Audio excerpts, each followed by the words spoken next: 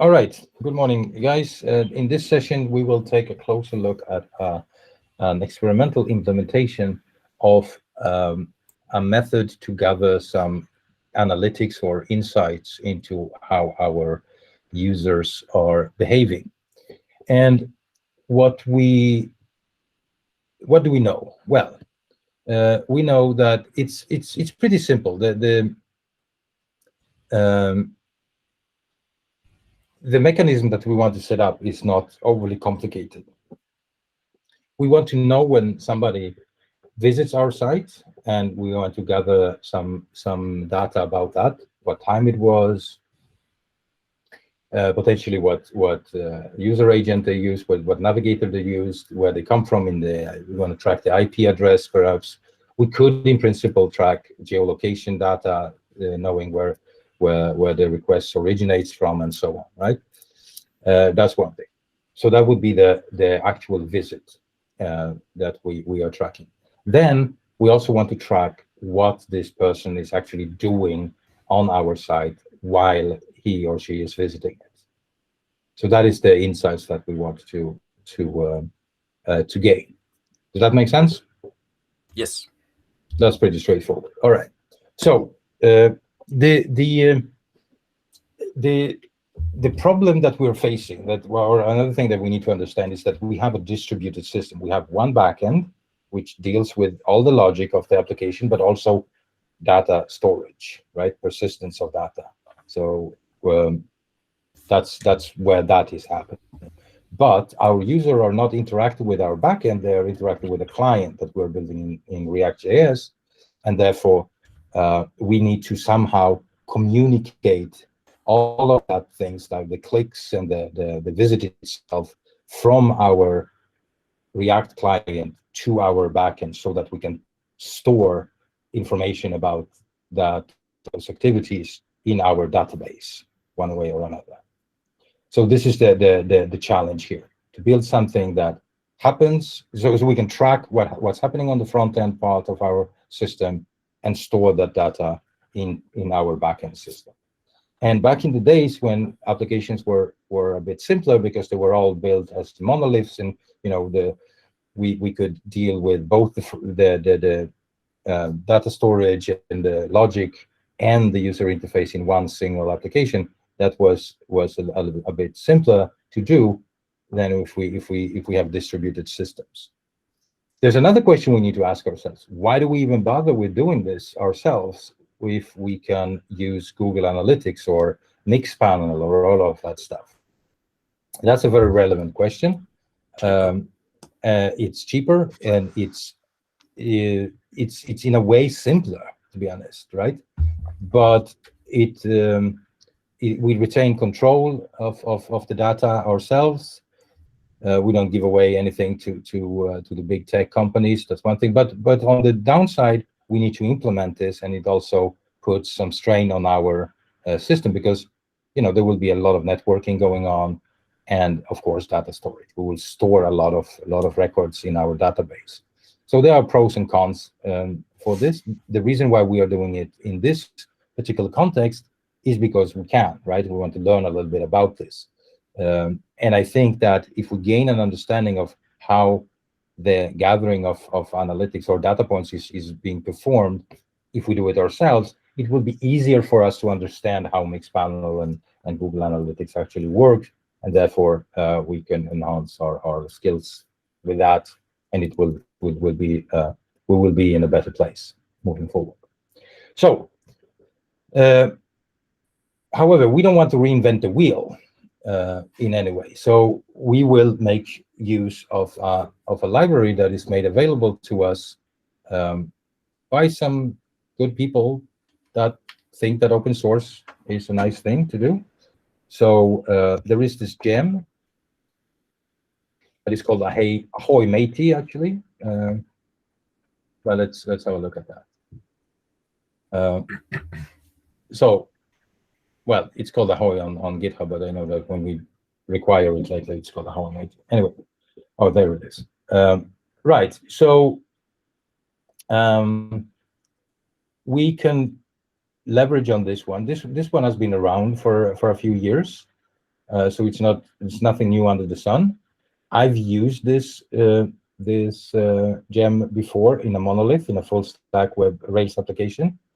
We will use it slightly different this time around. Installing it is pretty simple.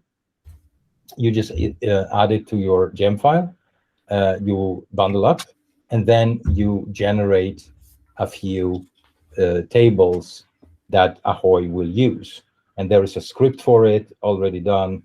There's nothing to it. You just run a Rails generator, and you have those migrations. And then, of course, you need to migrate. That goes without saying.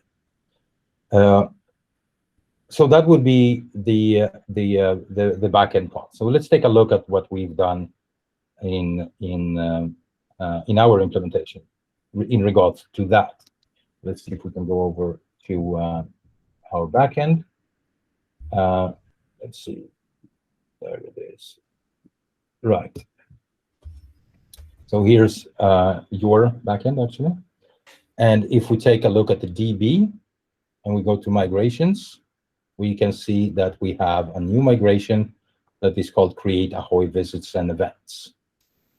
And by looking at this one carefully, we can kind of understand what data we will be able to gather. And we will not gather all of this data, but I'm just saying, I just wanted to point you what is possible to do with Ahoy, right? So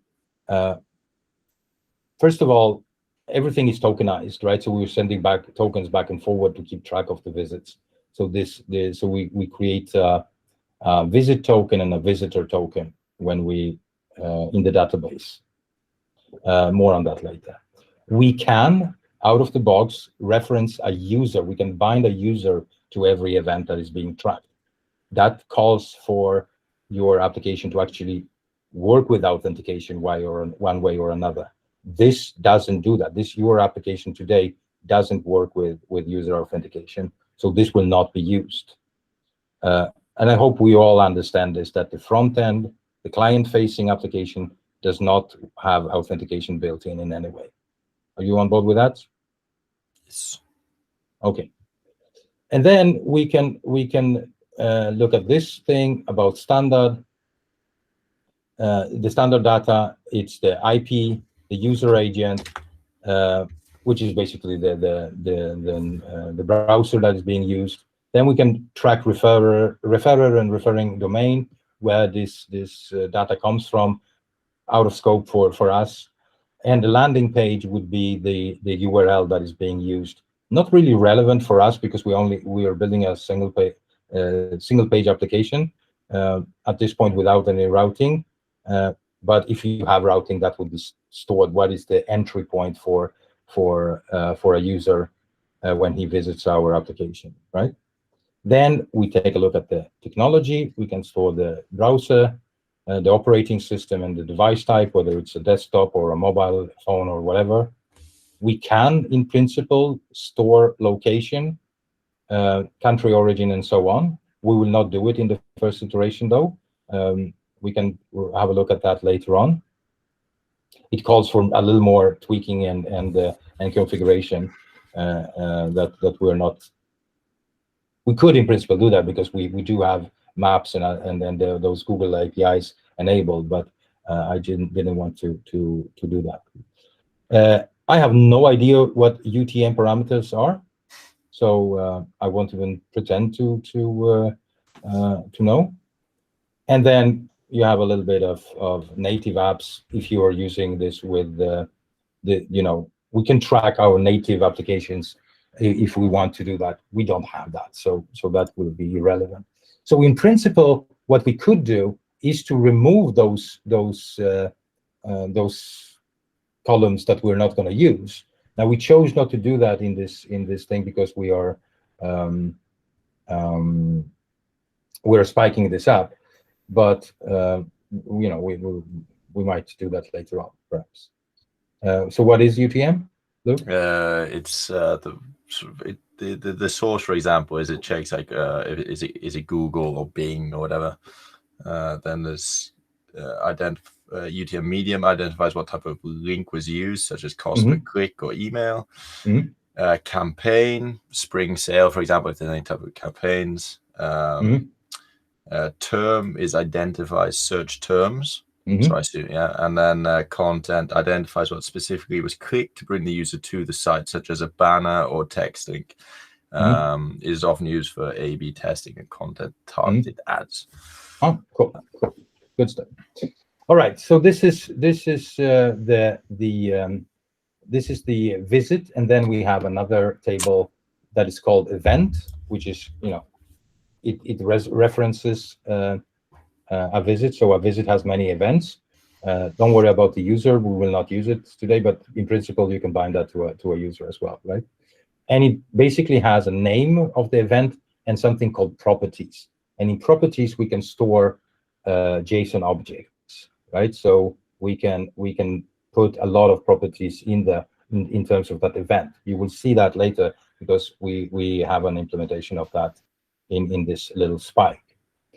But that's what happens on the back end, right? We set this up, we migrate, we create these databases and so on. Now, in terms of setting up or telling Ahoy how to behave, we do have an initializer. Initializers are the piece of code that are run when the application is being fired up. So which means that every time you change something in an initializer, you have to restart your local server, right? So we have an Ahoy RB, and here we can make modifications to the Ahoy storage. We're basically telling Ahoy that we use a database storage. There are other ways to store data on Redis and so on, but we don't want to go into that in the first iteration. And then we are telling Ahoy that we are an API-only application at this stage. So we won't track anything locally or on our backend because there's nothing to track. We will track things, our incoming requests from clients, right? And then we also set Ahoy geocode to false in this instance. So we will not track geolocation at this point because we just haven't experimented with this yet. We will get to that later because, of course, this is important or interesting part of analytics in itself. But then again, just so we understand, in our case, we will deal with Gothenburg, right? So we shouldn't even have many requests from outside of the city. And if we do, it doesn't really matter to us, right? Because at the end of the day, we just want to close some deals and get some contracts done. So geocode is set to false. Now, you see this block, line 4 to line 7. So what I'm doing here is just telling Ahoy that if we are in test environment, we want to track bot activity. And why would I want to do that in test environment? Well, because RSpec is being treated as a bot by Ahoy, and if we don't set this to true, we can't really test this behavior. So that's the reason. Bot activity is not tracked by Ahoy unless we tell it to be tracked, and that is because we want to save storage. And Googlebot or any other automated software that is crawling the internet will just clutter our analytics and give us false data. So we don't want to do that, except when we are in test environment. Does that make sense? Yes. Okay. The next line, when we say Ahoy visit duration, I set it to 3 seconds for testing purposes. A visit is, of course, the main object. That is when the user actually interacts with our application or visits it. And that is by default set to 4 hours. Okay. So anything that happens within those 4 hours will be bound to a specific, those events will be associated with a specific visit. In test environment, I needed to shorten this significantly because I wanted to be able to test this back and forward. I will probably remove this before we go to real production because those tests will not be run more than then a few times, or we keep it, I don't know. I don't even know if 3 seconds is enough for continuous integration. It's a little bit of an unknown for me at the moment. Just wanted to explain to you why I set this at this stage. Yeah. All right.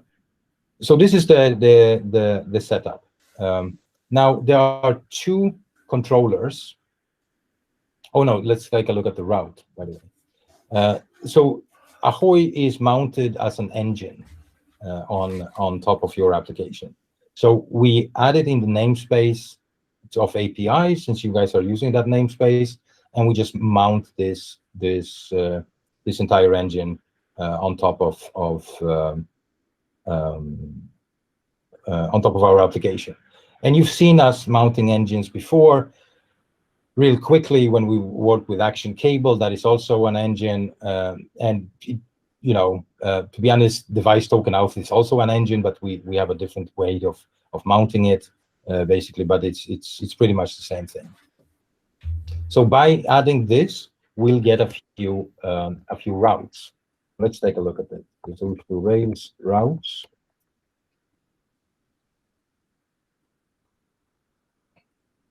Oh, I'm in the wrong. Sorry.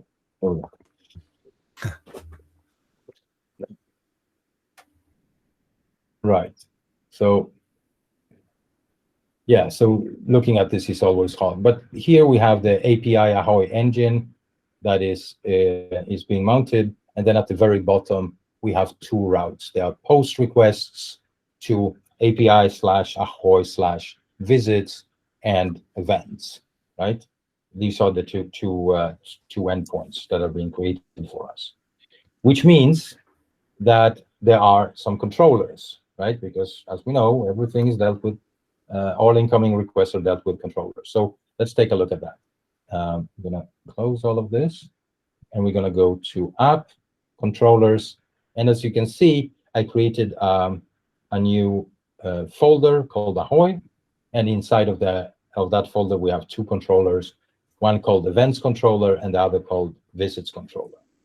And to be honest, we don't need them because the gem takes care of that for us.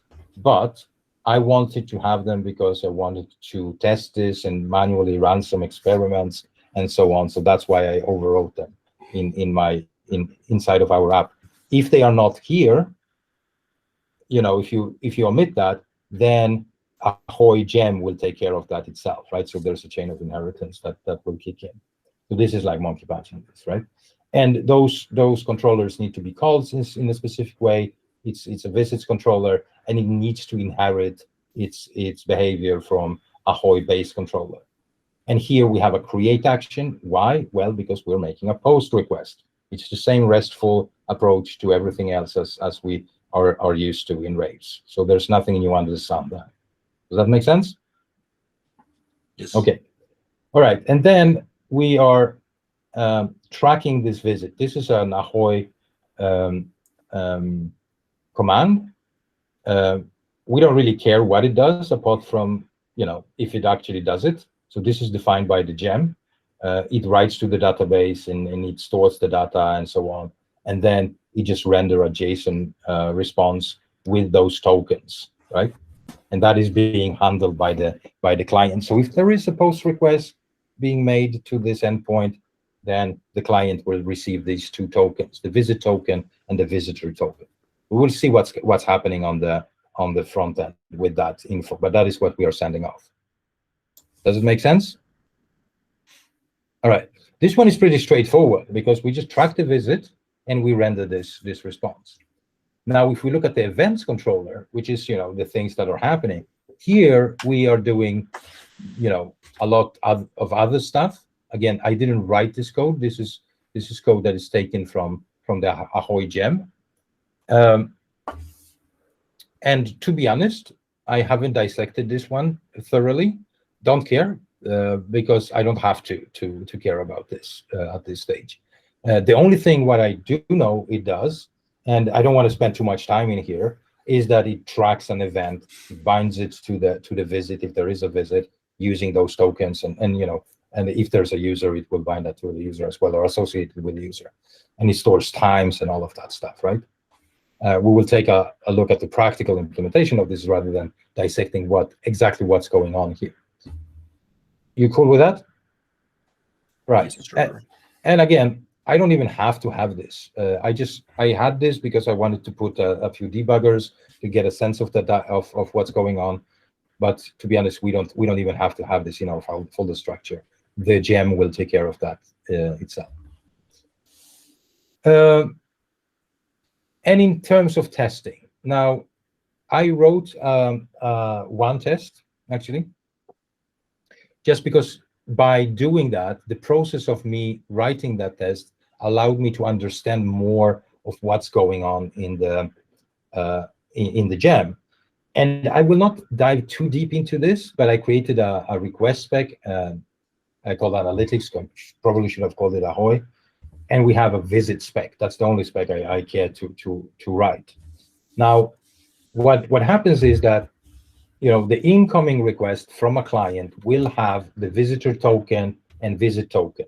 Our JS part of Ahoy will take care of generating that. And then there will be a body of the request, and the body will contain certain data. What I just tabbed out here was, the bare minimum, by the way, is the visit token and the visitor token.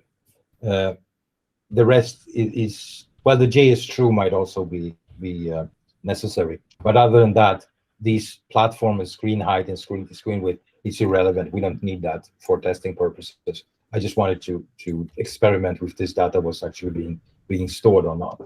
What is important, what took me a while to figure out, was that we need to send off some headers with the request as well.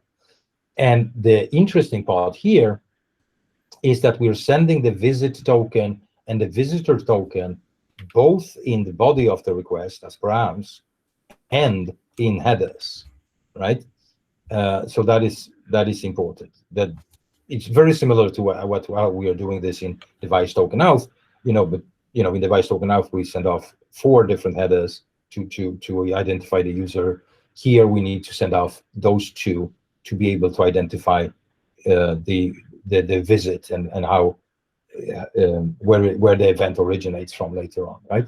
We need to set content type to application JSON, and I also wanted to be able to store what the user agent is, because what the browser is that is being used.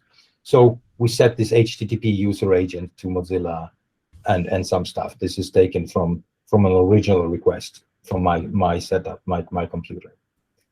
And then we make a post request to that particular endpoint, which is API Ahoy visits. We know that because the routes have been set up for us. We're sending in the params, and we're sending in the headers, right?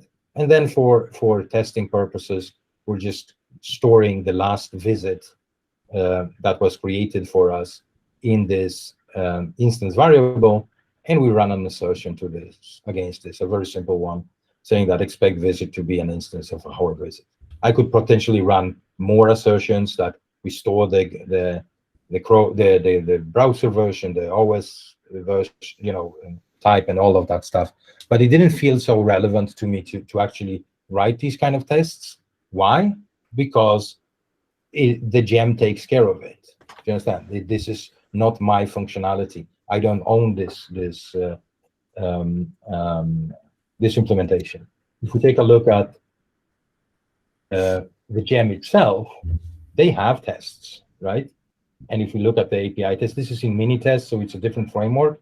What we're doing, this is thoroughly tested, so I don't have to test this unless I'm changing the behavior in any way.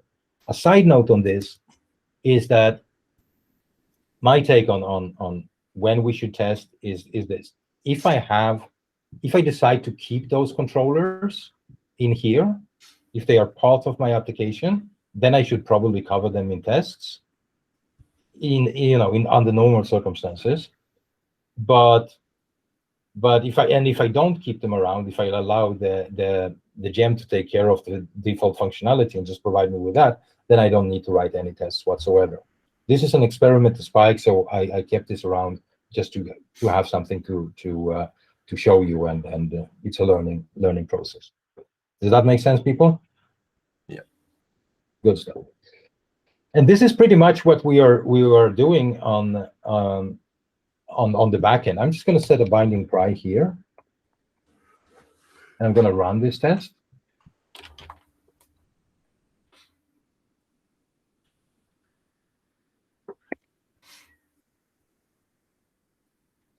Right.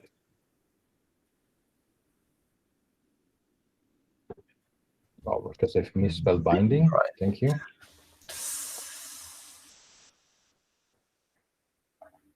Right. Right. So here we are.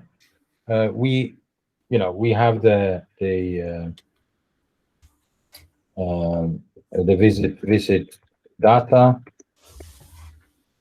So this is the data that we're sending off, and we have the visit headers, right? And these are the headers that we are sending off with the request. And the controller does its job. All is good. This is an acceptance test for APIs. So let's have a look. What is a visit, right? A visit is this. It's an Ahoy visit. We have an ID on this because this is stored in the database, right? So we see that it's being pulled up from the DB. We have the visit token and visitor token. There is no user bound to it. We see that the IP is a local one, and we see that the user agent was stored because I sent it off in headers, right? And we actually ran an experiment on this yesterday where I changed Mozilla from 5.0 to Mozilla 50.0, and we are storing that data, okay?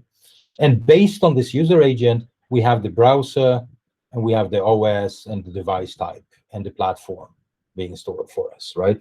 That is based on what sort of user agent we're using, okay? And so that's it. That's the thing. Any questions on that? Front-end part, just the small. What? I didn't catch the first part. Did you show the front-end part of it? Not yet. No, Okay. So there you can see if he's on the phone or on the. We can do that if we can do that if we are tracking that. Yes. Yes.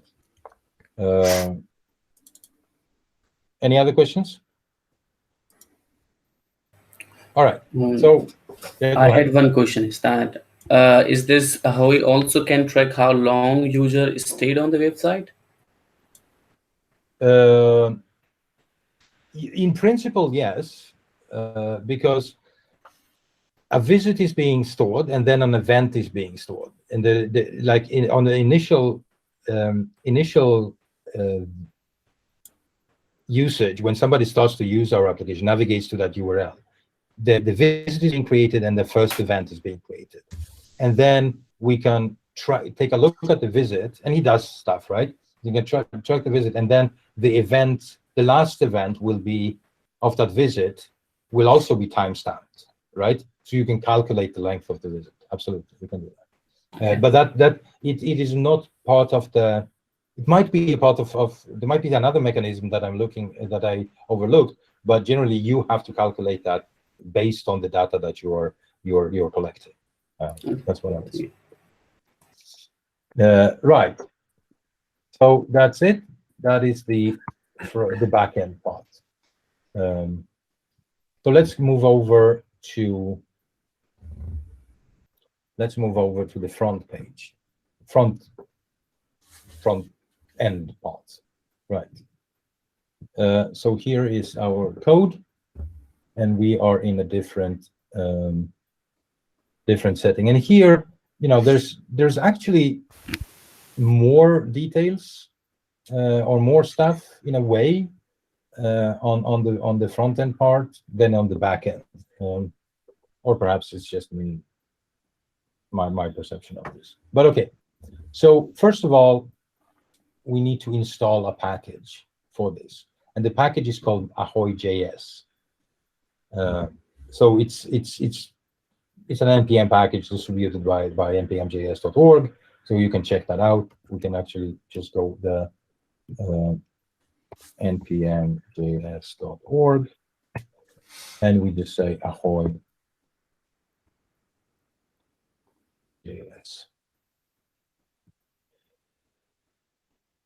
Right. And as with every other package, pretty straightforward. We add Ahoy to our as our dependency, and we import it to use it, right? And then we can see here that the visit token expires after 4 hours, in which a new visit is created. Visits are useful for tracking metrics like monthly active, yada yada, right? You can read about this. And all the data that this guy is creating or tracking corresponds to the thing that will be stored on our backend, right? So the Ruby gem and this gem are created to interact with each other, right? And I can track events in a different kind of way, right? So we can use Ahoy track, we can give an event a name, and then we can have properties. And you remember I told you that the properties will be stored as a JSON object in the database. Therefore, we want to create an object here so it can be stored later on. I will show you this later. You can track all events if you want, but that will, I would advise against that actually. Initially, you can do a lot of settings here, basically, right? Track view and so on. Let me show you this from a practical perspective instead. So we are installing this one, and what I did is, because we need to do a little bit of configuration, and this is opinionated. This is how I did that. Oliver did a slightly different implementation in the beginning, but then I took over and I changed a few things. Now, in modules, I created a new file called analytics. Again, should probably have called it Ahoy, to be honest. And here I am importing Ahoy from the package. Then I set the default URL to something based on the environment, very similar to what you guys are doing in your networking setup for the inquiries and so on. And then I add this configure block, right? So the URL prefix is the API URL I just created on line 3. And then we have the visits URL and events URL that are pointing to this URL and Ahoy visits and Ahoy events, which happens to correspond to the things that we have on our backend, right? These are the same URLs, because the front end Ahoy needs to be able to talk to the backend Ahoy, right? And this is the connection. So we're pointing that to those endpoints. Are we on board with that? Okay. Yep. And then I simply export Ahoy again, right? And that's it. So if we take a look at the app.jsx, I am importing Ahoy from my module, not from the library, because I need this configuration to be done. You understand? So Oliver, are you with me on this one as well? Yeah. Okay, good stuff. Right. And so here, when we mount the app component, we just say Ahoy track view, which basically creates a visit and the first event that this page was loaded. That's what we are doing here, and that's pretty straightforward. And then there is and that's it basically, right? That's what we do. This is the connection between the front end and the back end. But there's another part that is important for us, and that is that we want to track the answers, right, on our wizard. When somebody answers a question, we want to know about it. Understand? And so this is pretty straightforward, or should be. I got a little bit of a small panic attack when I saw how you did that. Because we have the inquiry and then we had all of this stuff, and I was like, well, but I figured out that the answer JSX is the place where I should be probably. So what I do here is, again, I just import the same Ahoy object that we are exporting from our post configuration. And I was like, well, where should I do this? Well, I should do it in the set answer function, because that's what I reckon is being triggered when an answer is being submitted. So I was like, yeah, prevent default, not sure why, but okay. and then we're doing some dispatching. Yeah, sure, whatever. And then I thought, well, once we have dispatched the answer, let's just do the tracking here, right? It felt like a natural place to do. Not sure it's the best place, but that's what I kind of reckon. So I wrapped my tracking in a function. So I have this function here, Ahoy tracking. And here I'm saying ahoy.track, and I'm giving this event a name called answer, and the properties are set up to tell me what question we're answering and what the value is. And then as a third thing, I actually say, size 5, for instance, or email and the email address. So I built up this JSON object in one way or another, and that is being sent off to the backend. Okay, so in terms of testing this on the front end, we will run an manual integration test in just a second. But in terms of testing this on the front end, we tapped into Cypress. I went into the support folder and the index.js, and I set up a global before block that basically says that any call, with whatever call you're making to API Ahoy visits, should be intercepted. We don't care about this in test environment. Do you understand? Like, there's an empty response, nothing, right? The only thing I did was to say that the events is stored as an event request, because in my integration test on sending the inquiry, I'm just saying, and this is experimental, I don't know if this is relevant or not. I'm just saying that once you, when you interact with this thing, like how big is your team, and you type 100 and you click on it, then an event request should be made, basically. And this is a very crude way of checking that, because we're just waiting for the event request. I was experimenting with a more detailed assertion, but it was getting late yesterday, so we didn't finish this off. But as Lucas pointed out yesterday evening, if this request is not made, then this will error out anyway. So this is an implicit assertion, basically, right? So that is what happens. So let's run a test. So if we do yarn Cypress, yeah, I know. Right, so if we do yarn Cypress,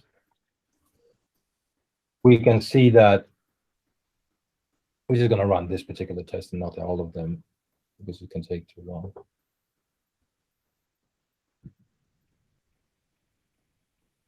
Where is my... What? Oh, there it was. Okay. Right, so user can send inquiry. Let's see what happens. There we are.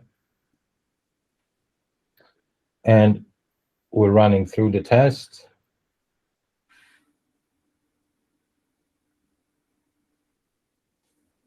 Right. And if we look here on the routes, we can see that Ahoy visits is stubbed out. There's an alias on the events. The Ahoy visit was used once. You can see it here. And there was 8 calls made to events, because you answered all the questions, right? So we've been tracking that. And that's pretty much it, right? I think we can see something. Test body before each is expect display success message, right? Test body to contain how big is your team, what, right, here it is, right? This is the event that was being hit, right?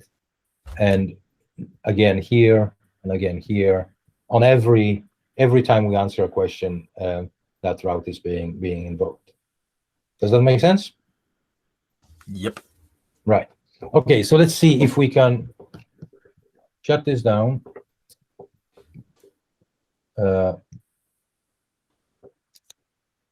And spin up the application. So we're going to say yarn start, and then we're going to go into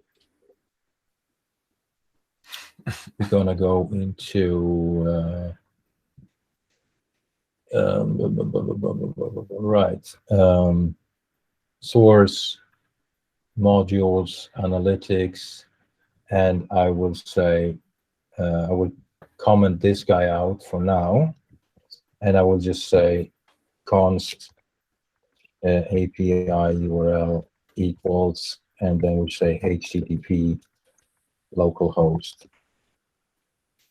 3000 API, right?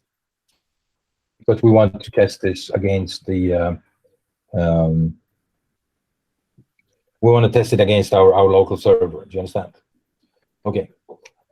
So here we are. This is the thing. We're gonna go over to our server. And we're gonna spin it up. So Rails.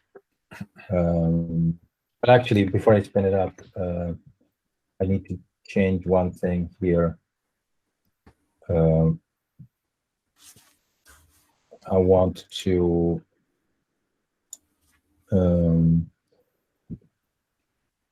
change the length of a visit just for now.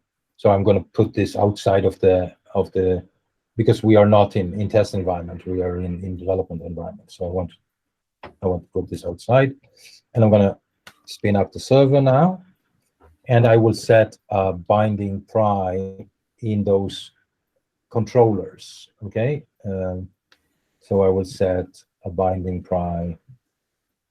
I can set it here on the event, and I will set another binding pry here on the visit. And I hope it makes sense to you, because what I'm looking for is to actually see if that visit is being created, and if the if we are tracking things properly. Okay, and there will be another thing. So I'm going to open up a new terminal, and I will enter Rails console here, which is in development environment as well, right? So I have the server running, I have the Rails console running, and I have the front-end application up and running, right? You on board with that? Okay, so let's do some integration testing. So we're going to be here on the Rails server. We're going to go over here like this. We can turn this off, actually. And I want you to pay attention to what's going on the server when I reload the page. Do you think this will work, or have I made a boo-boo somewhere? Let's see. Should do. There we go. Yeah, here it is. Right. So we reloaded the page, and the backend hits the debugger in the event controller, right? So if I now say, well, if I go over to my Rails console, and if I say Ahoy event .last, I see that there is an event created for me. So there's a title, it grabs the title of the page. There is a URL, and there is a path. It's on the root path, because we're not using anything like that. What I'm worried about is whether there is a visit. I don't know. The visit didn't hit the visit controller was not hit. There is a visit already, but we don't know whether this is for today or no. That was yesterday. No, it's today. Today, yeah. 8/28, right? It's just this UTC 0. Yeah, it's UTC, right? Right. So actually, I really understand all of the implications here. I don't know why my controller, the visits controller, didn't stop the execution, but it could be created in the background. So it is what it is, right? So we can quit here now. Okay. So now I want to say that I have 1,000 people on my team, right? And we're stopping. I'm gonna continue, and I'm saying that I want to have open spaces, stopping, and I want to quit this, and we're gonna answer another one. So I'm just gonna say thomas@hello.sc, right, like this, and it stops, and let's quit this again. And if we go over to the console, we can now say something like Ahoy events all, not all perhaps, but let's take a look at the last one. Right, so the last event has an ID, it has a visit ID, and the user again is not being set, so we don't need that. We have the name, which as you saw in the front end, I set that to answer, and the properties is email thomas@hello.sc, value Thomas, and question email. So again, I stored a little too much data because I wasn't sure what could be useful for us, but we're getting this, right? So we could say now event.last.properties, and then I say, I think I can do this. Email, can I do that? Right, so I can get the email out of this, right? And we can get there is a time for the timestamp, which is of course extremely important for us because we have the date and the time with milliseconds, which is important for us too, because since this is analytics and you can have multiple users interacting with this, you have to track milliseconds as well, so you can sort it properly and so on, right? So we could do something like Ahoy event where name is answer. Can we do that? Is that how you do it? Right. So we're tracking all the answers, right? And then we can, of course, track on the value, or the question, for instance, right? Office space, and all of that stuff.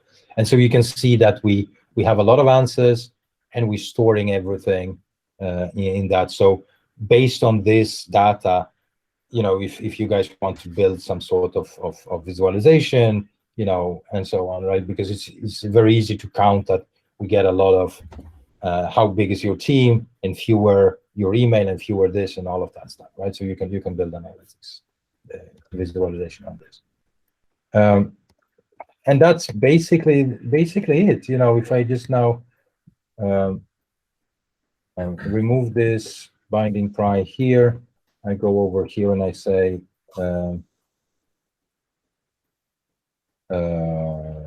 grade C again, and I just do delete all and delete all. Right, and then I just do delete all the visits, and now server is up and running still, and this one is still up and running. Good stuff. So let's have a look at this guy. And I think that if I reload now, I think I will get the visit controller. No, why? But didn't I remove that? Oh, I removed it from the visits controller, not the events controller. Okay, anyway, never mind.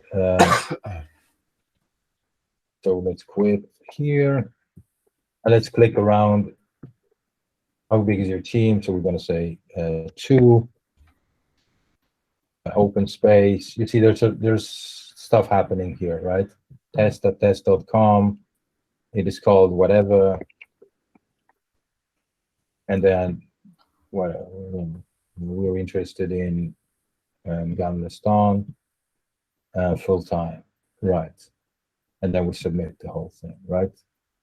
And so now if we go over here, I deleted all of them stuff, but now we want to get these answers, and we have 7 answers here, right? Apparently. And if we take a look at them all, we can see that we're tracking this, size 2 on the, size 2, value, open space, email. I wonder what this is called, value. Well, that's a bit weird, isn't it? It should use the question. Why doesn't it use the question? So it does use the question key here. You see that on this, but there's something wrong on this one. Company, whatever question. Oh, it's no. It's right, because it's not structured the same ways. You understand? Like it jump around a little bit, but the data is there. And here's an array, for instance, and so on. Right? How do you because I read a bit about the Ahoy.js, there's like an on submit as well. Is there I didn't hit that yet. So no. No, I was just wondering, so we can see. Yeah, we can definitely track submits and so on, because we're just not doing it yet in this case. Yeah. But that is pretty much how we do this. There's not much else to it. Now, knowing all of this, you can set those trackers all over the place. You can fire certain events, like when they scroll down, it calls for more knowledge about the thing. But if they scroll down, or if they click on navigating through the social proof, or if they interact with a map or whatever, you can track everything if you want. But this was a very basic setup for now. And I don't think you need to track many more things apart from perhaps the submit, because that could be very useful. But that's up to you, basically. Oliver, you copy everything? Do you understand what I did? Looks really good. Looks really good. Well, one thing though, how did you, because I didn't catch that, how do you make sure that you only track the questionnaire? So it's not every click, it's just that on the questionnaire. So that's a good question. So what I did was to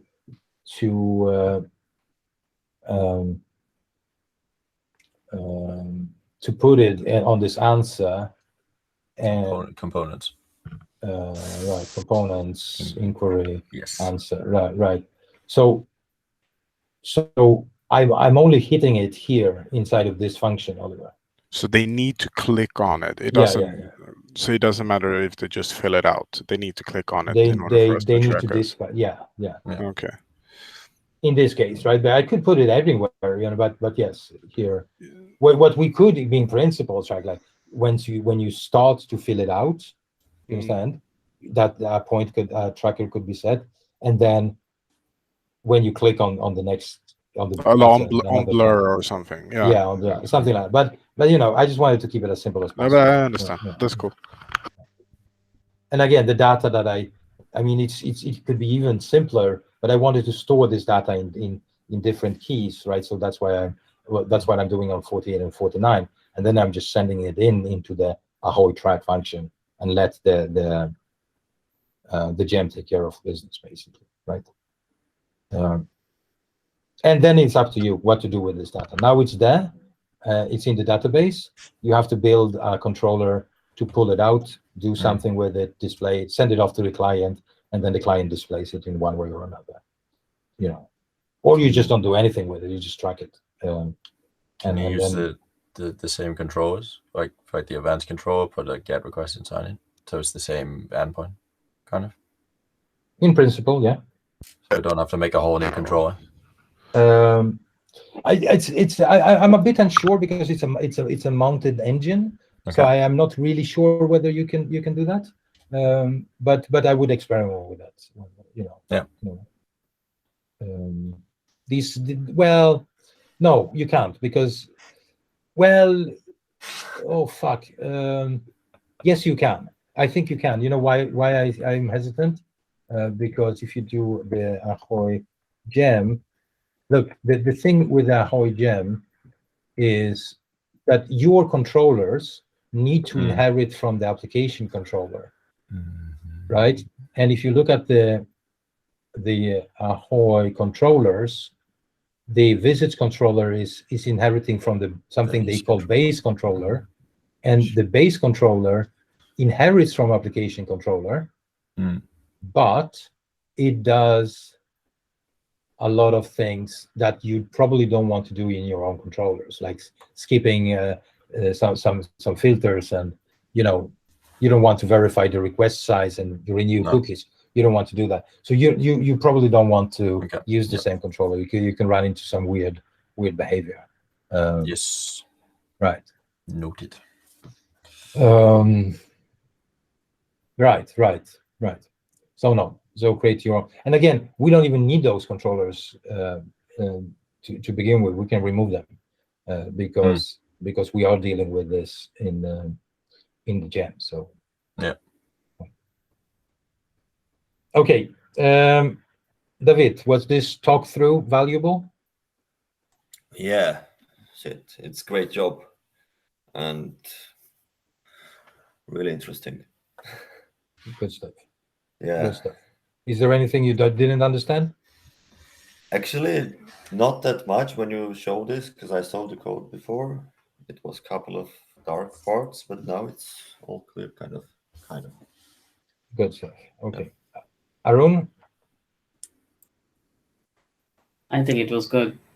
One of my friends told me that, you can do these things. So, tracking each and every things, even the dragging in, as you said already. So it was very interesting for me to see this now.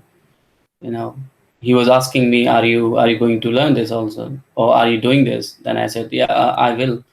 So I think it's very interesting now for me to know this. And yeah, I think it was a good explanation also. You went through each and every step. So that was good. Thank you for that.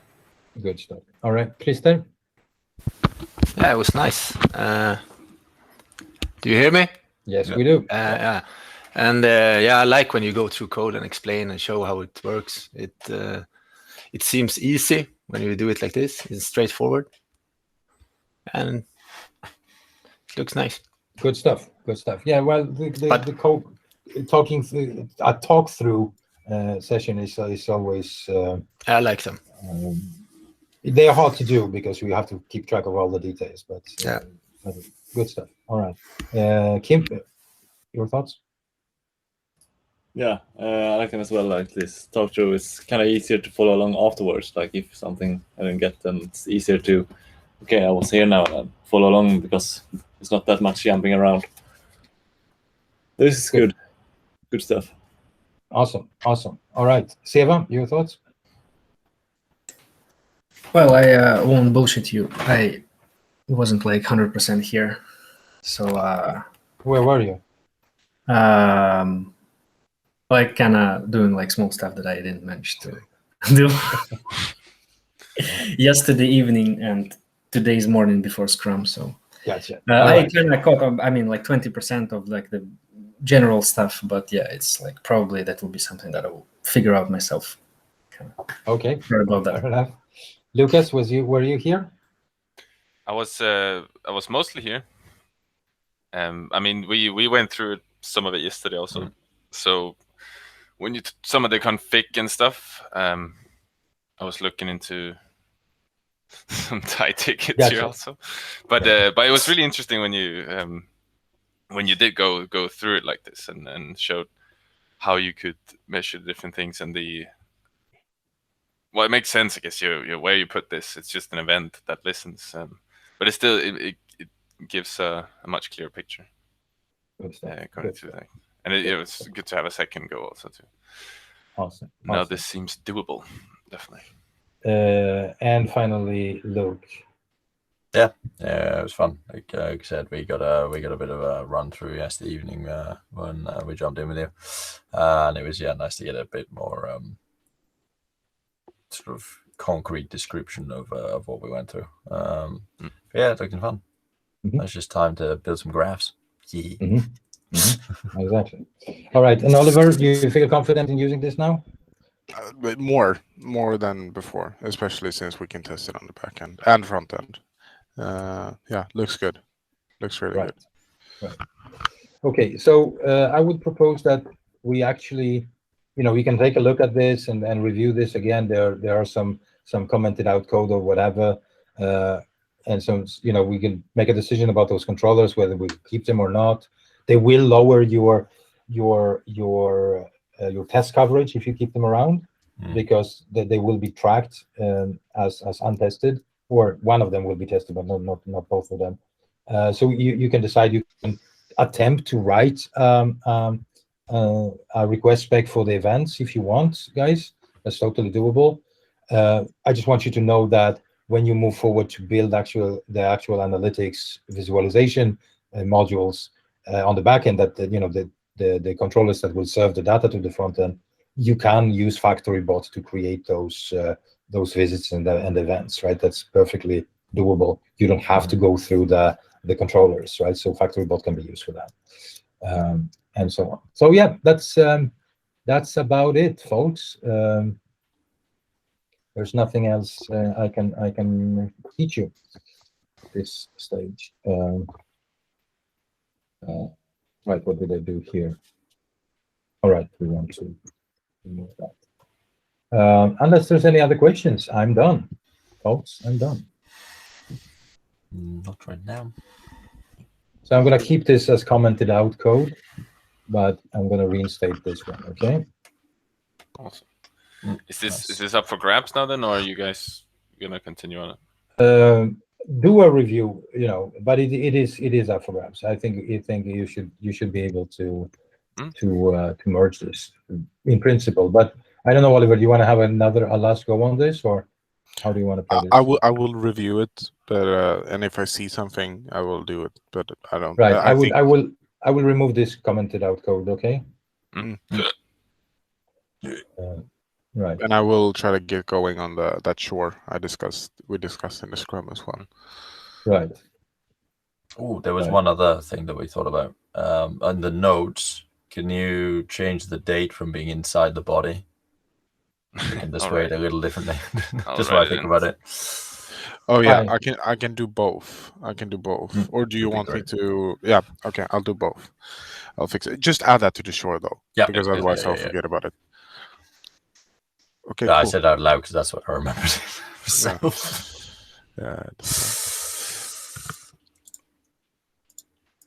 Okay, cool. But I'll post the link later, guys. Okay, if anyone wants to join me while I address those shores. Awesome. Okay. Yeah, okay, guys. All right. Take it easy. So long. Yes. Bye-bye. Catch you later. Bye. Stop recording as well, maybe. Yes, maybe. Yeah, maybe, yes. Yes, maybe.